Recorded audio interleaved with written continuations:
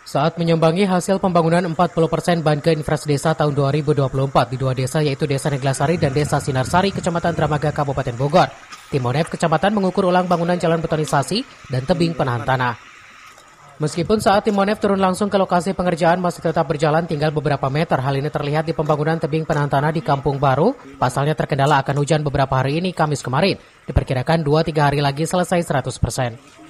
Monitoring kegiatan Samis HD yang tahun anggaran 2024, dan alhamdulillah pada hari ini insya Allah mungkin 1 hari 2 hari lagi kelar semuanya 100%, sudah terpenuhi.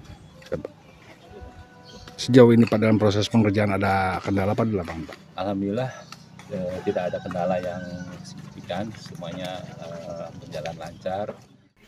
Sementara itu, dari 12 tanah yang menghibahkan untuk keperluan jalan umum selain jalan usaha tani serta tanggapan warga masyarakat akan dibukanya jalan ini membuat warga memberikan kembali tanah hibah. Sehingga Pemdes Sinarsari akan melanjutkan pembangunan pembukaan jalan betonisasi di tahun 2025. Monef waktu tahap pertama sudah dilaksanakan, sekarang yang tahap kedua yaitu yang 40%.